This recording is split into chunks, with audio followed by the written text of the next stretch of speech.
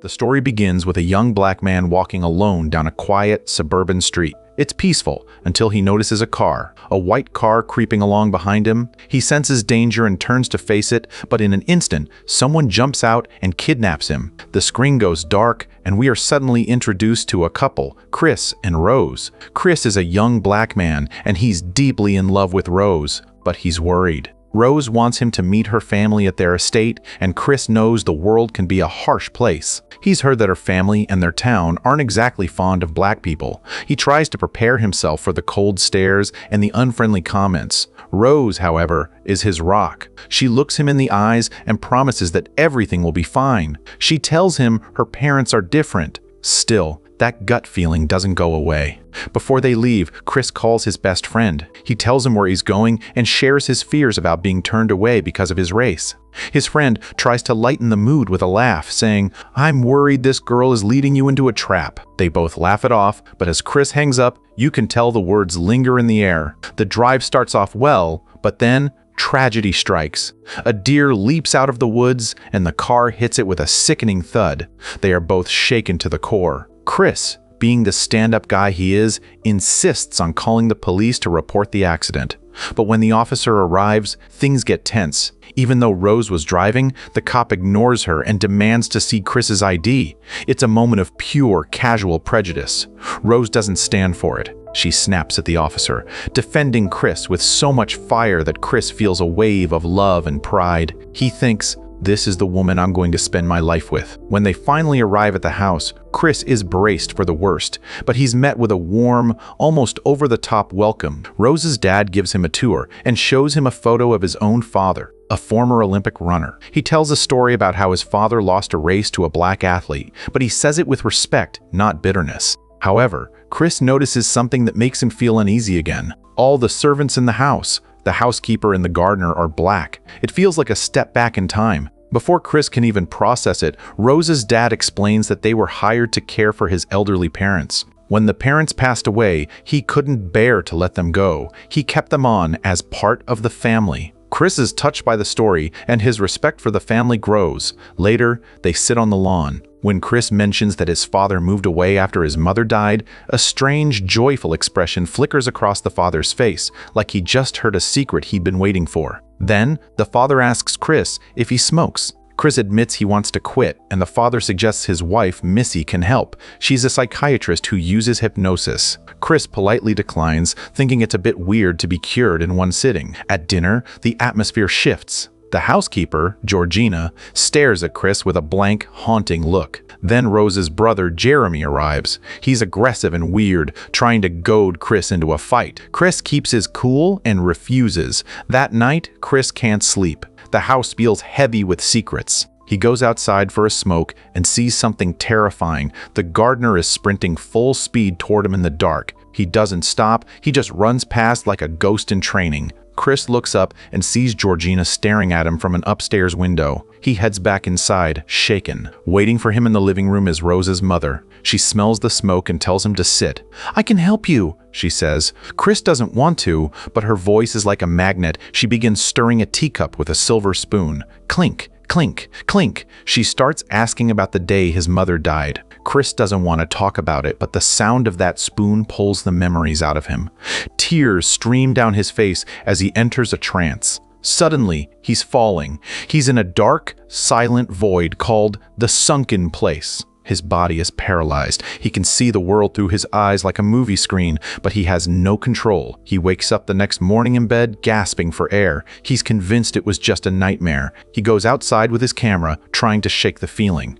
He runs into the gardener, Walter, and tries to be friendly. But Walter talks with the formal, stiff tone of an old man, not a young one. When Walter mentions the session from the night before, Chris realizes with horror that the hypnosis was real. He tells Rose he's done. He wants to leave, but Rose tells him her parents are having a big party and asks him to stay just a bit longer. The party is bizarre. It's a sea of wealthy, elderly white people. There is only one other black guest, a young man named Logan. But Logan is dressed like an old man and is married to a white woman 30 years his senior. When Chris tries to talk to him, Logan speaks with the same strange, old-fashioned cadence as the servants. Chris wanders off and meets a blind man named Jim, a former painter who praises Chris's photography skills. It's all so confusing. Chris goes back to his room and finds his phone unplugged. Georgina is there, and when Chris tries to talk to her about how weird he feels, something heartbreaking happens. She smiles a huge fake smile, but giant tears start rolling down her face.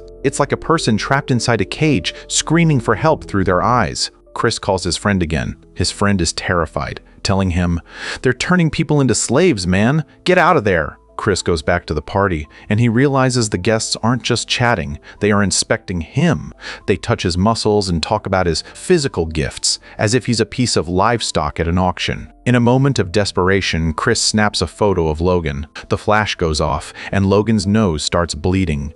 He suddenly snaps out of his trance, grabs Chris, and screams, "Get out! Get out of here." The family drags Logan away, and when he returns, he's back to his old man persona, apologizing for a seizure. Chris finds Rose by the lake. "We have to leave, now." Rose agrees, and for a moment, Chris thinks he's safe. But while he's packing, he finds a hidden box in a closet. Inside are photos of Rose with dozens of past boyfriends, all of them black. She lied. She told him he was the first. And then he sees the most terrifying thing, photos of her with Walter and Georgina. He runs downstairs shouting for the keys. The whole family is there, blocking the exit. Rose pretends to be frantic, digging through her purse. "I can't find them," she cries.